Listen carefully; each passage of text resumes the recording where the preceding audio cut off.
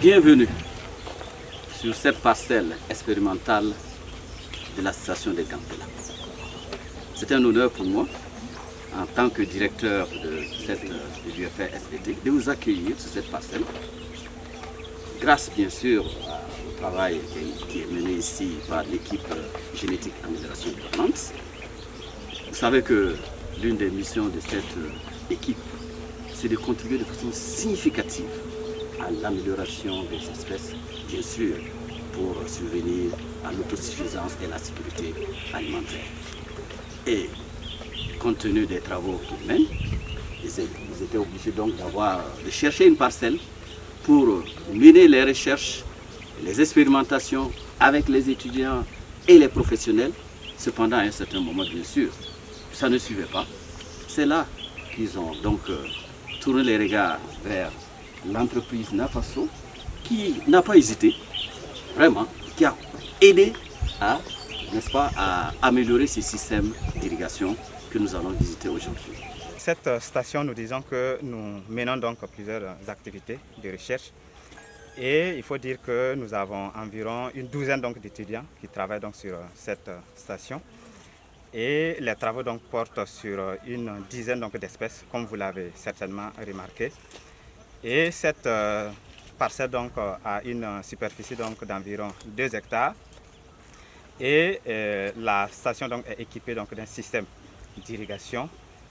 Voilà, c'est ce que je peux dire donc sur.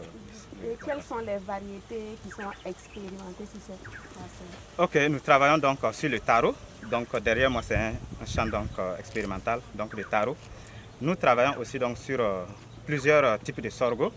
Donc à savoir le sorgho ordinaire donc, que vous connaissez.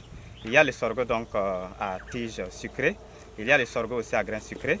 Nous travaillons aussi donc, sur le sésame que vous avez donc, certainement remarqué. Nous travaillons aussi donc, sur l'amarante et nous travaillons aussi donc, sur la courge. Nous travaillons également donc, sur le kenebdo du nom scientifique Cliomé zinandra. Nous travaillons aussi sur le corporus qu'on appelle communément mboulvaka. Donc c'est vraiment une grande diversité d'espèces concernées donc, par nos travaux. Nous faisons aussi donc, de la recherche-développement. Vous avez dû remarquer effectivement qu'il y a des variétés donc, en sélection et d'ici là ce sont des variétés qui seront donc, vulgarisées donc, au profit des populations locales. Voilà, donc je peux dire que c'est la conjugaison donc, entre la théorie et donc, la pratique. Contrairement à ce que les gens pensent que les étudiants dorment et qui sont formés sur le plan théorique seulement, ce n'est pas vrai. La formation pratique existe toujours, bel et bien. C'est très important. Grâce à Nafaso, je pense qu'on fera de bonnes choses. Merci beaucoup, monsieur le PDG. Ce que je voulais dire pour ajouter, chaque année, on était obligé d'établir un programme de passage, d'irrigation. Parce que nous avons beaucoup de parcelles et donc étant donné que le château ne se remplissait pas, on établissait donc un programme. Et parfois, j'étais obligé donc d'intervenir pour réglementer. Voilà. Mais cette fois-ci, je crois que c'est la première fois qu'on n'a pas établi donc un programme donc, de passage. Tout le monde est servi. Tout le monde est servi et satisfait. C'est propre. Ça, c'est propre. C'est propre. Merci. Donc, quand ils sont arrivés, donc, ils ont essayé donc, de faire un test de pompage pour savoir donc, la capacité réelle donc, de notre forage qui est donc, de 4 mètres cubes d'eau par heure. Et en fonction donc, de cela, ils ont renouvelé donc, la pompe. Là, c'est une nouvelle pompe qui est adaptée en réalité donc, au début donc, de notre forage. Donc c'est ce qui a été fait en attendant qu'on puisse parler donc, du système d'irrigation. Merci beaucoup. Tout ça, ça a été sécurisé donc, grâce à Nafaso. C'est un accompagnement. Imaginez-vous, c'est un privé, ce n'est pas un public. Voilà. C'est selon le Dieu donc, est de 3 mètres. Et ça veut dire que la hauteur donc, des gouttes d'eau est d'environ 1,5 mètres. Ce qui permet donc, de couvrir donc, toute l'espace donc, entre donc, les deux tuyaux. Et le technicien m'a dit que c'est de type laser spray. Voilà. Donc c'est ce qu'on pouvait donc dire. Et vous voyez qu'en l'espace de 5 minutes environ, on peut, ou 10 minutes, on peut arroser, donc irriguer donc toute cette parcelle. Ce terrain expérimental, c'est vraiment un exemple touchant pour montrer que à l'université, on forme les gens sur le plan théorique, mais aussi sur le plan pratique. Alors, si vous avez entendu beaucoup le mot production, c'est que l'un des volets de l'amélioration, c'est améliorer vraiment pour la production, pour améliorer les rendements. Mais quand on parle de production, bien sûr, on n'oublie pas de mettre aussi la qualité de côté. Donc il y a beaucoup d'étudiants qui travaillent sur la qualité aussi de ces productions-là. Seulement ici sur le site, vous avez, comme ça a été dit, autour de 12 étudiants qui sont soit des étudiants en master, soit en licence, soit des thésards. Mais ailleurs, il y en a beaucoup. Le laboratoire compte près de 200 et quelques étudiants qui travaillent sur des spéculations différentes. Pourquoi le choix de ces différentes variétés-là? Alors, d'abord, il faut dire que toutes les cultures sont importantes, donc il faut embrasser toutes les cultures.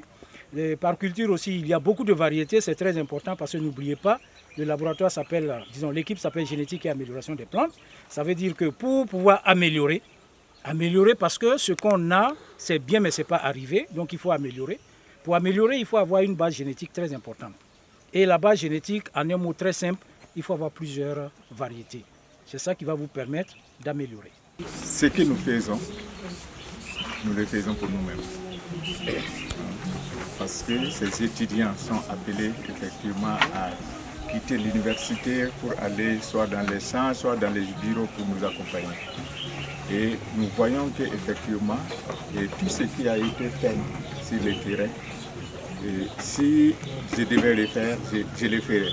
Ça nous voit droit au cœur parce que c'est ça que nous attendons dans notre entreprise pour pouvoir vraiment démontrer que nous sommes à un certain niveau grâce à vous. Donc c'est vraiment vous dire merci. Merci à toute l'équipe qui a travaillé à ce que nous puissions participer à l'aménagement de ceci. Et nous vous disons en tout cas que nous sommes toujours prêts à voir comment nous allons pouvoir accompagner, comme Madame l'a souhaité, et voir comment nous allons pouvoir avoir aussi des techniciens qui vont venir travailler avec nous. Je suis venu voir les installations. L'équipe est tellement ravie, tellement surpris de voir les réalisations qui ont renforcé notre capacité d'encadrement des étudiants. NAFASO est une structure privée, mais la meilleure du Burkina. Et son appui à notre laboratoire va nous permettre de former des gens, des cadres compétents et compétitifs qui pourront donc booster le secteur de l'agriculture de notre pays. C'est très important. Nous n'avons pas besoin de grandes choses. Nous voulons tout simplement une somme de petits gestes de ce genre-là pour nous permettre de former des gens, vraiment des cadres compétents dont le pays a besoin. NAFASO, vous êtes l'initiateur. Nous espérons que, à travers vous, beaucoup d'autres aussi vont suivre pour nous permettre d'aller de l'avant. Étudiants, cadreurs du laboratoire biosciences, de l'équipe génétique et amélioration des plantes, voilà ce que nous avons demandé, voilà ce qu'on nous a donné. Merci à tout le monde.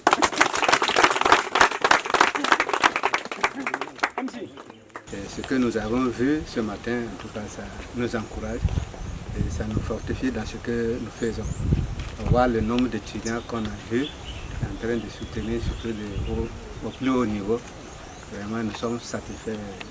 Nous sommes sûrs que la relève viendra bientôt. D'ailleurs, il y en a qui ont déjà commencé à travailler au ministère.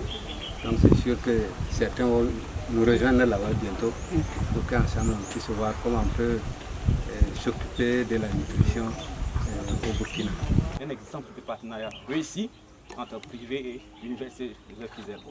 Donc, monsieur le PDG, nous pouvons le saluer et que cet accord, ce partenariat qui a débuté là, soit un exemple. Que si en moins d'un an déjà de partenariat, nous avons pu avoir tout ce dont vous avez pu donner aussi à l'université Joseph Kizerbo, qui participe aussi de quoi ici, je pense, de l'autosuffisance alimentaire. Parce que ce qui se passe ici, c'est l'amélioration des plantes, des performances des plantes. Et cela, je pense que c'est un cri de cœur et que nos populations seront impactées par les résultats de ce qui se passe ici.